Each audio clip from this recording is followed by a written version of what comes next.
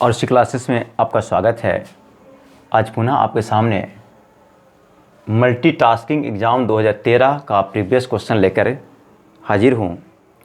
इसके पहले भी मैं 3 पार्ट मल्टीटास्किंग का बना चुका हूँ और ये मल्टीटास्किंग का चौथा पार्ट है। ये 2013 में आया है। इसके पहले मैंने 2013 और 2010 के प्रश्नों को आपके सामने रखा था। आज मैं 2013 के प्रीवियस क्वेश्चंस को आपके सामने रख रहा हूँ। अगर मेरा वीडियो अच्छा लगता हो तो इसे लाइक करें, सब्सक्राइब करें और अपने साथियों को बताएं ताकि वे भी सब्सक्राइब कर इससे लाभ उठा सकें। दोस्तों, अभी जस्ट मैं कुछ ही दिनों पहले इस चैनल पे काम करना शुरू किया हूँ और आप लोग जल्दी सब्सक्राइब कर लें। 1000 पूर्ति ही मैं आपके सामने लाइव देना शुरू करूँगा और निःशुल्क लाइव होगा। एक टाइम फिक्स कर दूँगा जिस पे आपको बेसिक इंग्लिश और कॉम्पिटिटिव इंग्लिश मुफ्त में पढ़ाएंगे। इसलिए जल्दी आप लोग लाइक करें, सब्सक्राइब करें, अपने दोस्तों को बताएं ताकि हमारा 1000 से ज़्यादा सब्सक्राइबर हो और आपके सामने मैं लाइव आ सकूँ। अब मैं आपको के सामने प्रश्नों पे चर्चा करता हूँ। यहाँ मैं देख रहा हूँ लिखा हुआ है every child in the class. Part A में लिखा हुआ है every child in the class. Part B में लिखा हुआ आर वियरिंग। पार्ट सी में लिखा हुआ सैंडल्स टुडे। पार्ट डी में लिखा हुआ नो एरर। अब ध्यान दें, एवरी चाइल्ड, यहाँ पर एवरी शब्द का प्रयोग हुआ और ध्यान रखें कि एवरी शब्द का प्रयोग तभी होता है जब एक से अधिक व्यक्ति की चर्चा होती है। लेकिन एवरी के साथ सिंगुलर नाउन आते हैं। एवरी के साथ सिंगुलर नाउन आते हैं तो उसको ध्यान में रखते हुए यहाँ पे एवरी चाइल्ड का प्रयोग किया गया। ये सही है। इन द क्लास, अगर इन का प्रयोग कहाँ होता है? जब किसी के भीतर कुछ होता है, भीतर यह कर इन द क्लास में, है ना। अगर अस्थिरता होती है तब जाकर के इन होता है, गति होता है तो इनटू होता है। ठीक है, तो every child in the class यहाँ तक सही है। अब आगे आते हैं सैंडल्स। देखिए, सैंडल जो पैर में पहना जाता है, तो चूंकि दोनों पैर में पहना जाता है इसलिए पर सैंडल्स का प्रयोग किया गया है टुडे, आज। ठीक है, अब यहाँ गौर करें कि चूंकि यहाँ पे मैंने कहा कि चाइल्ड सिंगुलर है। क्या है? चाइल्ड सिंगुलर है और इस वाक्य का सब्जेक्ट क्या है? Every child. तो एवरी चाइल्ड ये सिंगुलर सब्जेक्ट है, इसलिए यहाँ पे सिंगुलर वर्ब होना चाहिए। लेकिन यहाँ पे आर प्लूरल वर्ब का प्रयोग कर दिया गया है और इसलिए ये वाक्य क्या हो गई? गलत हो गई। तो हमको क्या यहाँ पर यूज करना है? तो सिंगुलर। तो सिंगुलर में क्या होगा? तो ईज होगा। देखिए, बाज भी हो सकता है बट यहाँ पर आर प्रेजेंट सेंस में प्रयोग किया गया है इसलिए हमने यहाँ पर इज लिखा और आप भी इज ही समझेंगे। अगर पास्ट की बात होती तो यहाँ पर बेयर आता, तो बेयर नहीं है, आर है, इसलिए हम यहाँ पर सिंगुलर, आर का सिंगुलर क्या होता है? इज, इसलिए हम इज डालेंगे। ठीक है, तो हमारा एरर पॉइंट कहाँ था? तो पार्ट बी में था, इसलिए हमारा आंसर क्या होगा? Part B. आगे सुंदर पार्ट ए में है, is getting married part B में है, विथ सीता पार्ट सी में, नो एरर। ठीक है, अब गौर करें, सुंदर is getting married with Sita. सुंदर किसी व्यक्ति का नाम है जिसको हम क्या कहते हैं? प्रॉपर नाउन कहते हैं। कोई भी प्रॉपर नाउन, किसी का नाम को भी प्रॉपर नाउन। अब प्रॉपर नाउन जो होता है वो ऑलवेज क्या होता है? सिंगुलर होता है। तो यहाँ पर सुंदर है और देखिए यहाँ पर इज और गेट वर्ब है। क्या है? वर्ब है। ठीक है, तो यहाँ पे आप गौर करेंगे कि सुंदर is getting married with Sita. तो सुंदर सिंगुलर है। अच्छा, गेटिंग ये हो रहा है, चल रही है ना। कंटिन्यूअस की बात होती है ना, कंटिन्यूअस की बात होती है, जारी रहने की बात होती है तो V4 का प्रयोग किया जाता है, वर्ब का चौथे रूप है ना, इंग फॉर्म इसको कहते हैं। तो सुंदर सिंगुलर है इसलिए यहाँ पर वर्ब का प्रयोग किया गया सिंगुलर। तो ये इसके हिसाब से ये सही है और कंटिन्यूअस की बात चल रही है इसलिए यहाँ पर गेटिंग सही है। मैरिड, अब ध्यान रखेंगे कि अगर हम यहाँ पे मैरी, एक रूल्स है, मैरी के साथ, है ना, मैरी के साथ मैरी संबंध की बात होगी तो यहाँ पर कोई प्रीपोजिशन नहीं आता है, ना विथ आता है ना टू आता है। ठीक है, मैरी प्लस संबंध की बात हो तो कोई भी प्रीपोजिशंस नहीं आता है, कोई भी प्रीपोजिशंस नहीं आता। ठीक है, तो यहाँ पे इसका प्रयोग जो किया गया है वो गलत है, इसको हटा दें। इसलिए हमारा एरर पॉइंट कहाँ है? पार्ट सी में है और हमारा आंसर क्या होगा? Part C. ठीक है, क्वेश्चन नंबर 3, दो B both are of the same height, you are more heavier than I. गौर करें, दो बी बोथ आर, बोथ का प्रयोग एक से अधिक के लिए होता है। ठीक है, बोथ का प्रयोग एक से अधिक, तो जब चूंकि एक से अधिक के लिए होता है तो ये प्लूरल हो गया, तो यहाँ पर आर जो है प्लूरल है, तो इसके हिसाब से सब्जेक्ट के हिसाब से सॉरी ये जो है सही है। अब देखो ये जो आए हैं ये एंटीसीडेंट टाइप का है ना, बी के बदले में है बी बोथ, हम दो, यहाँ हम दो की बात चल रही है। ठीक है, इसलिए ये प्लूरल हुआ और इसलिए वर्ब क्या हो गया, प्लूरल। यहाँ तक के अब देख रहे हैं कि कोई गलती नहीं है। द सेम हाइट, एक ही हाइट का, एक ही ऊंचाई का, कह रहा कि यद्यपि हम लोग एक ही ऊंचाई के, हम दोनों है ना एक ही ऊंचाई के हैं। You are more heavier than I. अब गौर करें, यू, अब यू के हिसाब से आर, यू के साथ आर ही आता है, ये प्लूरल है इसलिए इसके साथ प्लूरल। ठीक है, तो यहाँ पर भी सही है, मोर हैवियर देन आई। अब गौर करें, देन आई, अब यहाँ पर देन आई भी देख रहे हैं, ये भी देन आई सही है, का ये कंपैरेटिव डिग्री में है। You are more heavier than I, चूँकि तुलना जो होती है वो सब्जेक्ट के बीच होती है। अगर यहाँ पर आई की जगह पर मी होता तो ये पार्ट गलत हो जाता है ना, क्यों? क्योंकि यहाँ पर तुलना हो रही है आई और यू के बीच, ये सब्जेक्ट है और ये सब्जेक्ट है। ठीक है, तो इसके हिसाब से ये सही है, ये सही है। वो ध्यान रखें कि यहाँ पर मोर हैवियर लिखा हुआ है और यहीं पर गलती हो गया। ये जो है ये डिग्री लेस नहीं है, ये कहाँ लगता है? जब डिग्री लेस होता है मतलब उसका रूप में परिवर्तन रहता है। यहाँ पर हैवियर ई आर या ई एस टी लगा करके अगर कंपैरेटिव सुपरलेटिव नहीं बनाते वहाँ पर मोर और मोस्ट लगता है। चूँकि ऑलरेडी इसका ई आर लगा करके कंपैरेटिव बनता है और इसलिए यहाँ पर हम मोर का प्रयोग नहीं करेंगे, मोर का प्रयोग गलत है। ठीक है, तो यहाँ पर हमारा जो पार्ट्स है ये बी है और यही गलत है। यहाँ हैवियर दिया हुआ है इसलिए मोर देने की ज़रूरत नहीं है, है ना। ठीक है, तो हमारा पार्ट ईरर पार्ट का क्या होगा, तो बी होगा और हमारा आंसर क्या होगा, B. Next, this errors are made by foreigners, no error. Part A में है दिस ईरर्स, पार्ट बी में है आर मेड, पार्ट सी में है बाय फॉरेनर्स, पार्ट डी में है नो ईरर। गौर करें, यहाँ पे ईरर्स, अब यहाँ पे ईरर्स, अब यहाँ पे दो पार्ट में गलती है, यहाँ पे दो पार्ट में गलती है। ठीक है, अगर हम हाँ देखें, this errors are made by foreigners. ठीक है, अभी एक से अधिक फॉरेनर की बात कर रहा है तो यहाँ पर प्लूरल से यहाँ पर कोई दिक्कत नहीं, ये सही है। अब यहाँ पर देखिए प्लूरल है, क्या है ये, प्लूरल है, और ईरर्स भी क्या है, प्लूरल है। ठीक है, ईरर्स भी क्या है, प्लूरल है। तो अगर ईरर्स को सब्जेक्ट मानते हैं तो इसके हिसाब से आर सही है। ठीक है, ईरर्स को सब्जेक्ट मानते हैं तो इसके हिसाब से क्या है, आर सही है, कोई गलती नहीं। लेकिन ध्यान रखें कि इसके पहले भी मैं एक वीडियो बनाया था, अपलोड किया था, जिसमें बताया था दिस दैट दिस दोज के बारे में, कि जब दिस दैट दिस दोज का प्रयोग एडजेक्टिव की तरह होता है तो हम उसके साथ कौन सा नाउन को लगाते हैं। ठीक है, तो चूंकि यहाँ पर ईरर्स है, प्लूरल है, यहाँ पर भी प्लूरल है, तो इसलिए हमको अगर इसको सुधारते हैं, है ना, दिस ईरर करते हैं तो यहाँ पर गलती हो जाएगा। दो पार्ट में, पार्ट ए में भी गलती हो जाएगा, पार्ट बी में भी गलती हो जाएगा। इसलिए कहीं ना कहीं हमको सुधारना कहाँ होगा, दिस को सुधारना होगा। चूंकि दिस सिंगुलर में आता है, दिस में किस में आता है, सिंगुलर में आता है। तो अगर दिस का प्रयोग करेंगे तो हमको नाउन्स क्या लेना होगा, नाउन सिंगुलर लेना होगा। तो अगर यहाँ सिंगुलर नाउन ईरर करते ये हटा देते हैं तो भी गलती रह जाएगी, क्या हो जाएगा कि आर प्लूरल है ना। इसलिए हम क्या करें कि दिस को दिज में बदल दें, दिस को दिज में बदल दें, दिज प्लूरल है ना। बताए भी थे कि दिस के साथ सिंगुलर नाउन और दिज के साथ प्लूरल नाउन, तो यहाँ पर चूंकि दिज है, दिज कर दिए तो क्या होगा, दिज ईरर्स आर मेड, तब ये क्या हो जाएगा, सही हो जाएगा। इसलिए हमारा ईरर पॉइंट जो कहाँ था, ये दिस का प्रयोग गलत किया गया है ना। दिस की जगह क्या होगा, दिज होगा, अगर दिज होगा तो सही हो जाएगा। ठीक है, इसलिए हमारा ईरर पॉइंट यहाँ कहाँ, ए है। Next, after raising the flag to, यहाँ देखिए ए में लिखा हुआ, inaugurate the sports meet the chairman gave a long speech. After raising the flag to A, inaugurate the sports meet the chairman B, gave a long speech C, no error.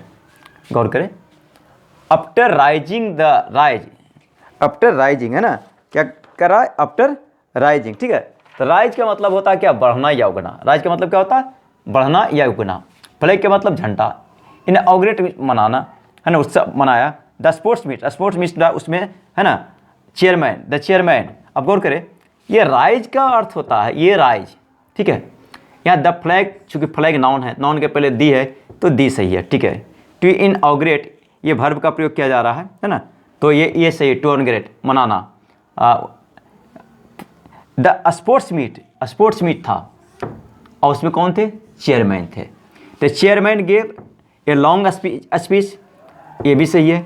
ये past tense के chairman gave, ये past tense की बात कर रहा है, बीत गया जिसकी बात कर रहा है, ठीक है।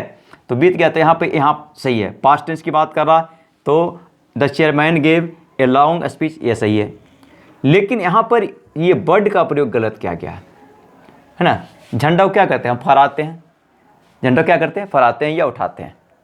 तो उठाना या फहराना या के लिए है ना क्या करते हैं, राइजिंग ने, राइज का प्रयोग नहीं होता, बल्कि क्या होता है, रेज का प्रयोग, RAIS, तो रेजिंग हो जाएगा है ना। यहाँ पर राइजिंग की जगह पर रेजिंग होगा। जब रेजिंग होगा तो वाक्य क्या हो जाएगा, सही हो जाएगा। तो हो जाएगा कि after raising the flag to inaugurate the sport meet the chairman gave a long speech, है ना। यानी स्पोर्ट मीट का जो फंक्शन हो रहा था ना, उसके लिए झंडा फहराया, और उसके बाद जो है चेयरमैन ने एक लंबा भाषण दिया, ठीक है। तो यहाँ पर क्या होगा, हमारा ईरर पॉइंट कहाँ था, तो यहाँ पे था आपका ईरर पॉइंट क्या था, ए में राइजिंग की जगह पर क्या होना चाहिए, रेजिंग होना चाहिए।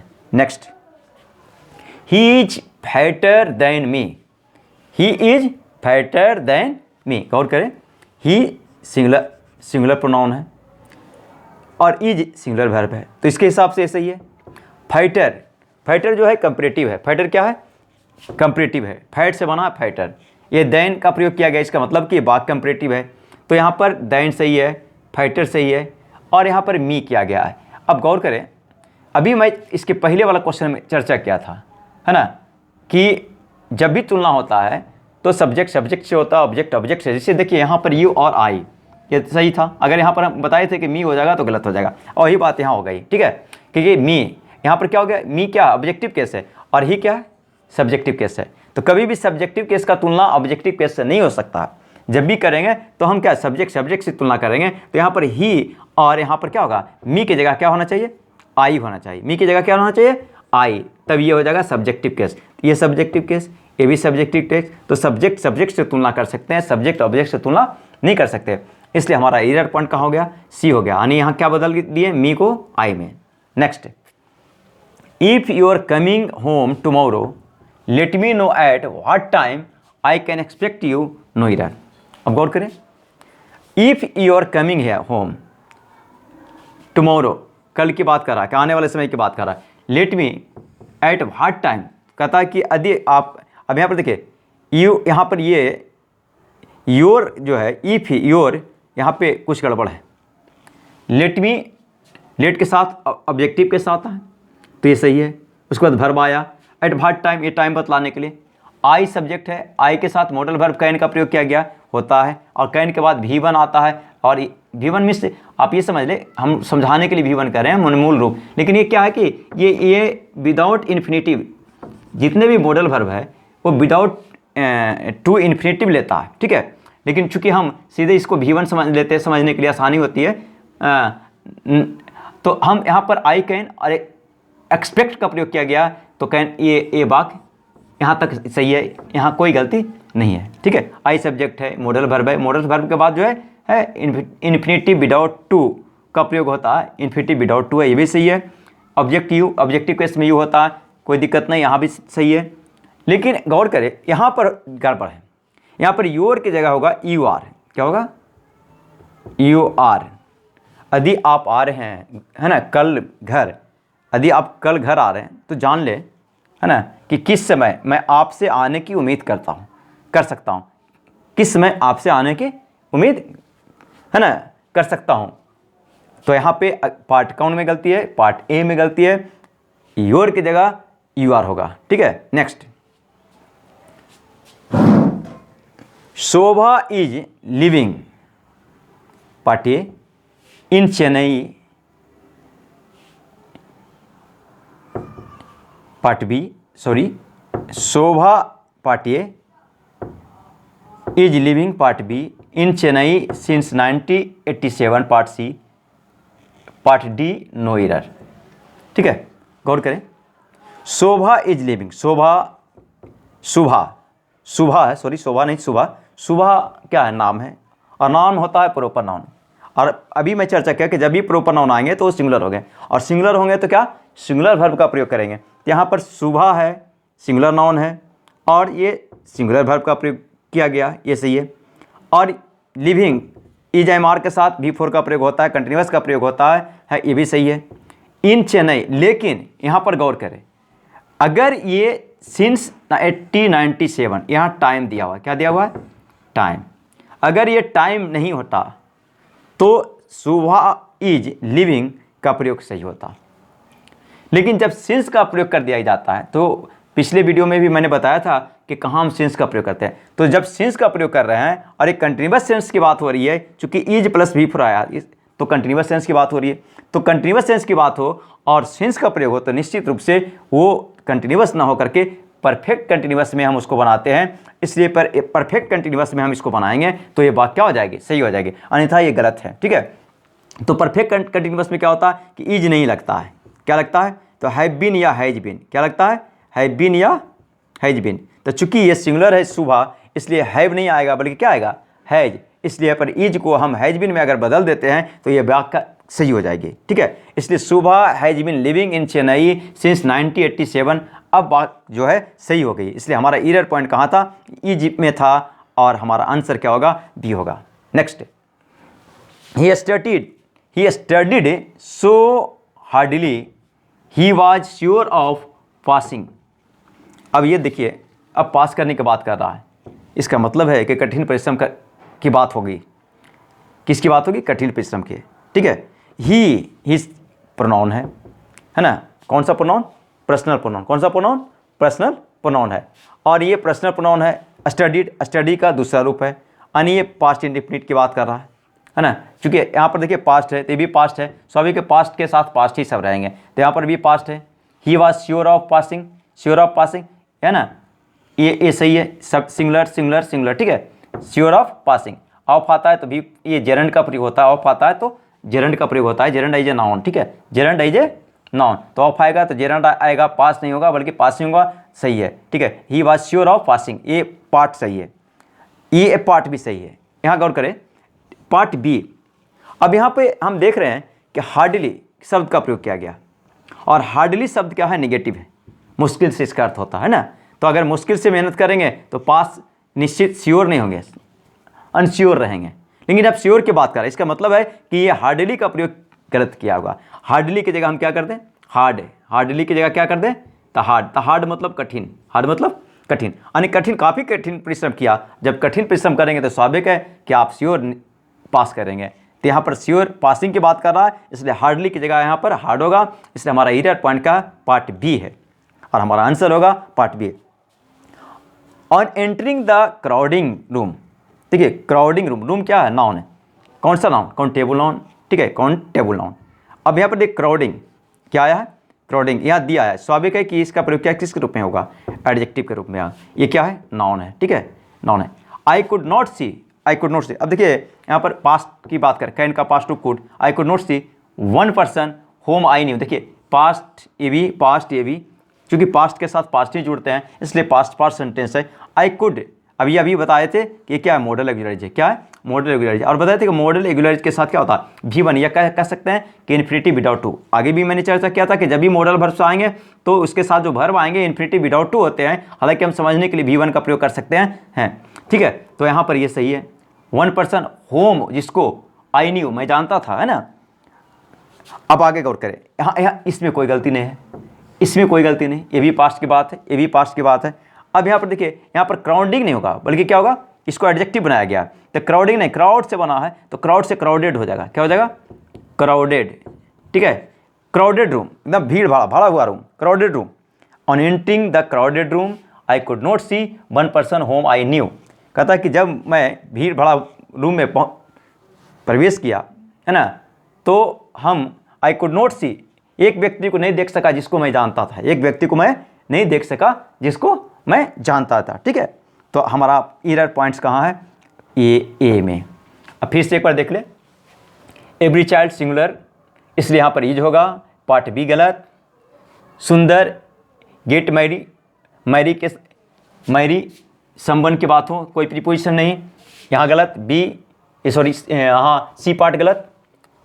यहाँ पर देखें, यहाँ पर मोर का प्रयोग गलत है, क्योंकि यहाँ पर इसका ये कंपैरेटिव बनाया हुआ है, बी का कंपैरेटिव हैवियर है, तो डबल कंपैरेटिव का प्रयोग गलत होगा, इसलिए मोर नहीं लाएगा। आगे आते हैं, यहाँ पर देखें दिस का प्रयोग सिंगुलर में होता है, ये प्लूरल है, इसलिए दिस नहीं होगा, बल्कि क्या होगा, दीज होगा, इसलिए पार्ट बी यहाँ पर पार्ट ए में होगा। यहाँ पर राइजिंग की जगह पर रेजिंग होगा। अगला देखें, यहाँ पर ऑब्जेक्टिव केस प्रयोग किया गया है, जो गलत है। मैंने बताया था कि कंपैरेटिव डिग्री में क्या है, कंपैरेटिव डिग्री में सब्जेक्टिव केस और सब्जेक्टिव केस आएंगे, तो यहाँ पर मी की जगह आई होगा, यहाँ पर यू आर होगा। यहाँ पर देखिए कि मैंने कहा कि ये सिंस जो है क्या है ना, सिंस आ गया और कंटीन्यूअस टेंस में है, इसलिए परफेक्ट कंटीन्यूअस टेंस का प्रयोग होगा और परफेक्ट कंटीन्यूअस टेंस में हैज बीन आएगा। ठीक है, और यहाँ पर हार्डली मुश्किल से ये गलत है, क्योंकि पास करने की बात हो रही है तो कठिन परिश्रम की बात होगी, तो कठिन परिश्रम के लिए हार्ड आएगा, हार्डली नहीं आएगा, ये नेगेटिव सेंस दे देगा। और यहाँ पर क्राउडेड, क्राउड से बना एडजेक्टिव के रूप में क्राउडेड होगा, क्राउडिंग नहीं। ठीक है, थैंक यू।